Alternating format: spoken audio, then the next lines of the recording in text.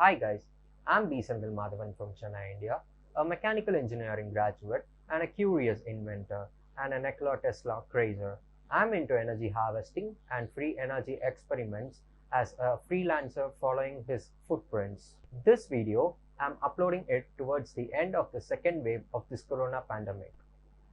It ravaged us, moving down like a furious mad bull, and we are sitting helpless in our homes, locked up around watching our dear and loved ones vanish into thin air.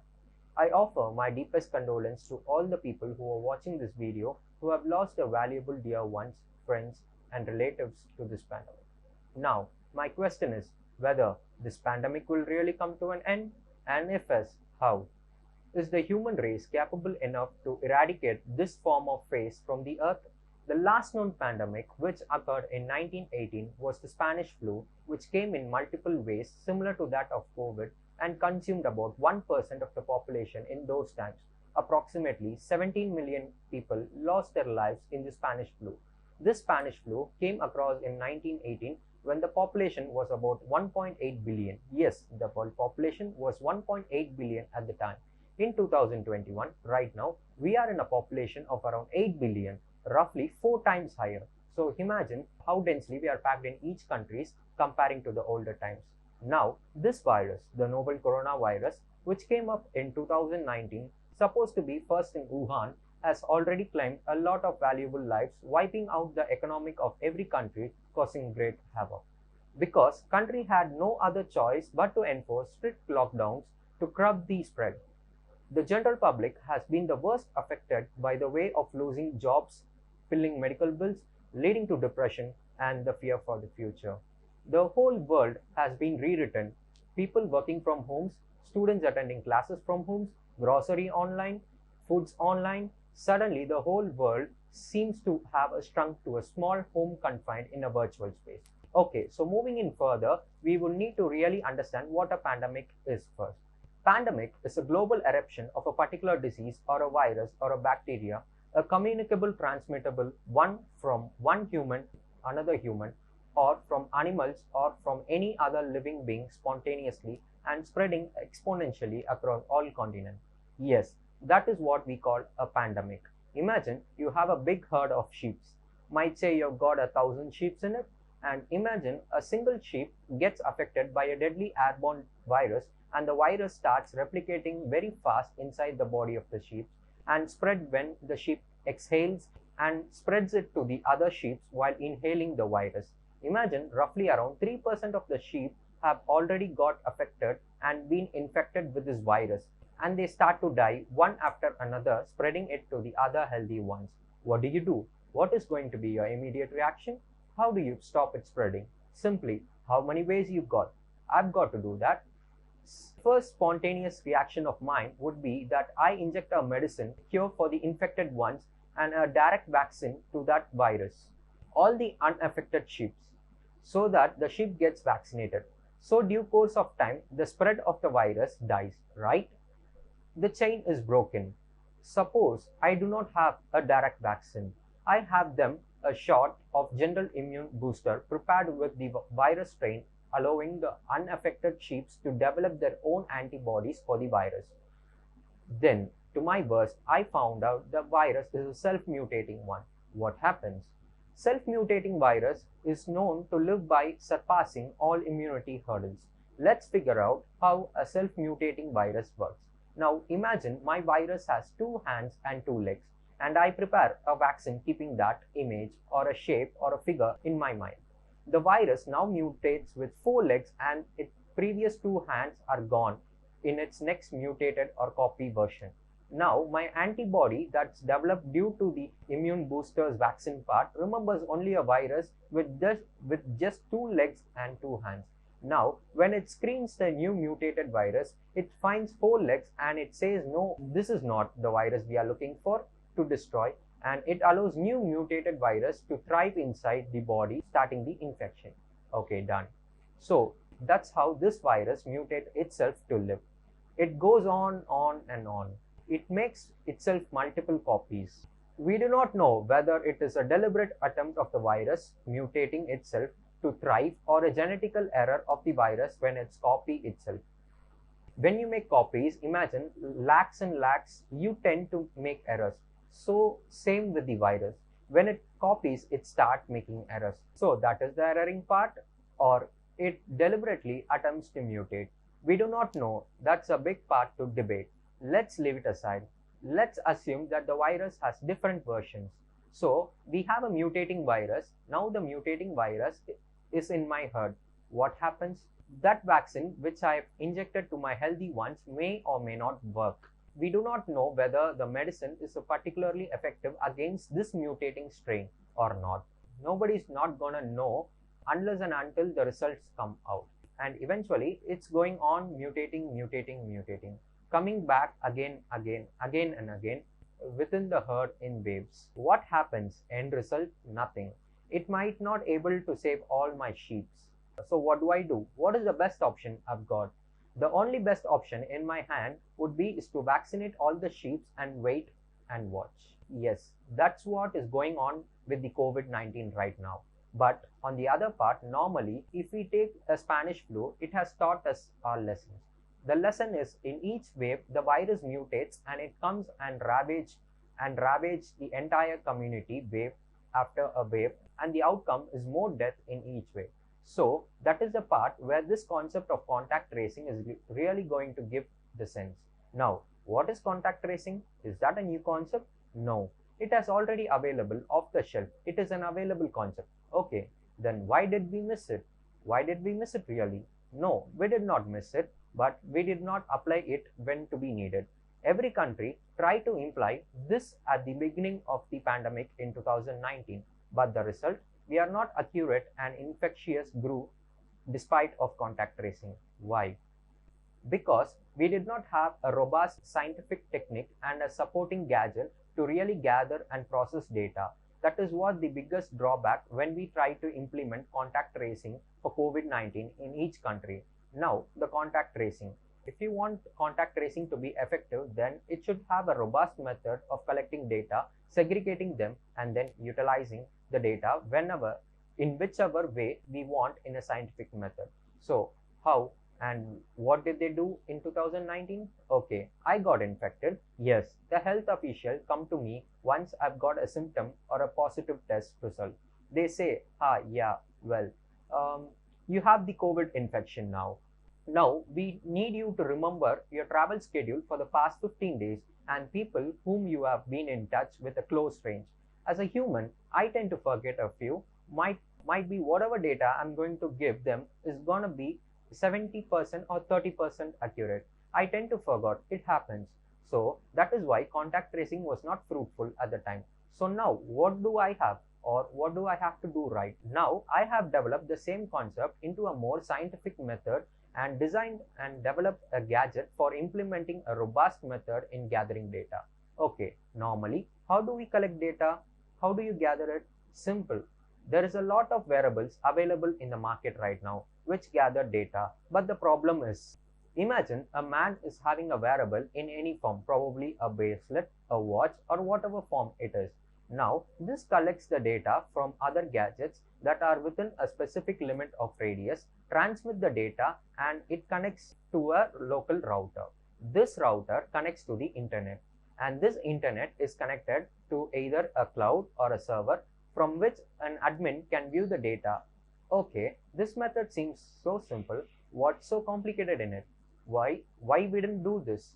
Two drawbacks in this.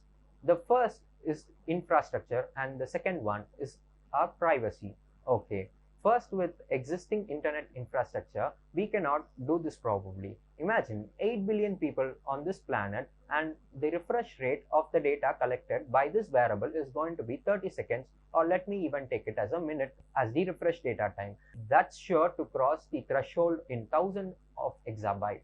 Do we have enough infrastructure to handle such a data traffic? No, probably not. Imagine the amount of byte that is going to take. Do we have our internet connection ready for this? No, we don't have. So that was a major problem in implementing this with readily available gadgets. Those are readily available in the market can be used for any specific areas like factories, small populated regions, a gated community in which very small. Yes, You can use this. This is very effective method, but this is not going to help in a global pandemic. That is where we couldn't imply this. Now, the second reason being privacy. Another disadvantage point of storing the data on a cloud or a server would be for the majority of the public to say, I wouldn't like some government agency or any individual to remotely monitor my movements. I'm afraid I might go to my girlfriend's house, I might go to my boyfriend's house, I might even go to the strip club. And in this, an IP address of my wearable is connected to the internet. Any government agency or an individual who has access to the cloud or the server storage can track me. They can tell me where I was, with whom, and at what time. It is purely invasion of my privacy for most of the people on this planet, and they would not agree to do this. As an individual, I have my own privacy rights. This is going to be direct breach of my contact rights if this is going to be implemented. So what do I do? To overcome the above two major hurdles, I come up with a solution. Imagine the same man is going to have a wearable wherein all data is going to be stored locally on this gadget, and the data is encrypted for that particular device. He can run anywhere he wants. The data is in his hands. We do not need so much of data to be stored unless and until this guy is being infected and has a chance of infecting others as every determined duration of pre-time program. The data can be overwritten in the gadget's storage, say every 15 days or 20 days or even 30 days. Depending on our requirement, we can schedule the rewriting data period. So there is so much of data which can be stored here locally. Also, there should be some kind of a trigger point for the wearable to start giving an alarm if a symptom is found. COVID patients can be actually summarized into two categories. One is symptomatic and another is asymptomatic. Normally in symptomatic patients, the first symptom for the majority of patients that they have body temperature elevating the normal. So it could be a trigger point. And in asymptomatic patients, yes, we do not know any symptom at all. Too difficult to bring them in an alarm trigger. So let's leave them. So this wearable here can also have so many sensors to monitor. What I have designed has a body temperature sensor, a common trigger point for most of the cases, and elevating body temperature. It can have a GPS, oxygen level sensor, heart rate sensor, pulse monitoring sensor. It can have any damn sensor you can. It depends only on the budget of the gadget. The more sensors added to the wearable, the cost is gonna be increased. Now, for range detection, you can use RF, you can use Bluetooth, you can use Wi-Fi, any available technology in this world, which is even a low-graded radio frequency. You can use it to track people now. This methodology of tracking one device to another really depends upon the wearable manufacturer. I use Bluetooth in my device.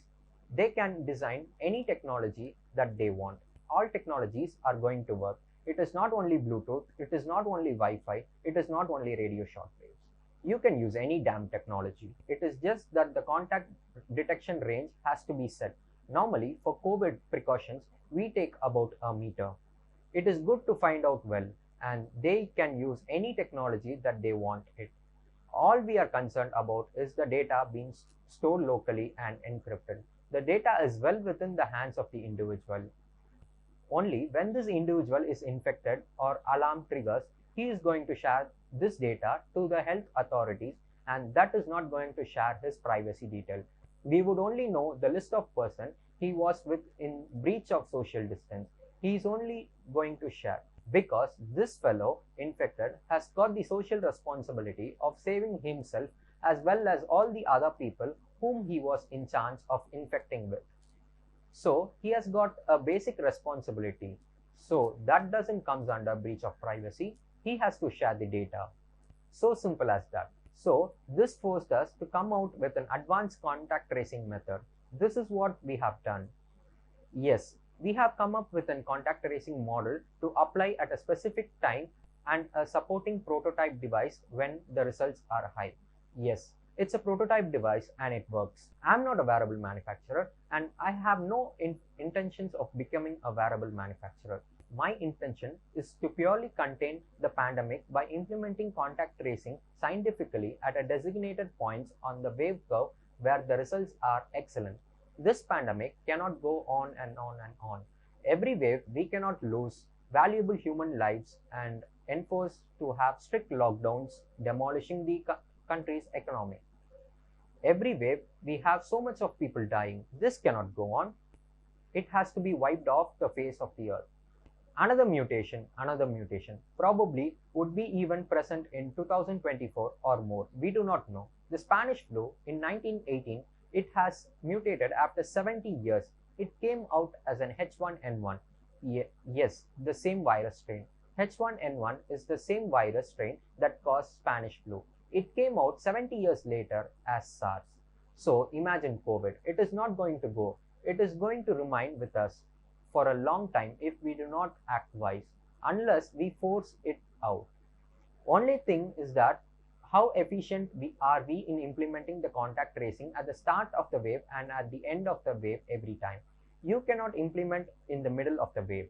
Every wave is going to have an amplitude and a recurring time frame gap.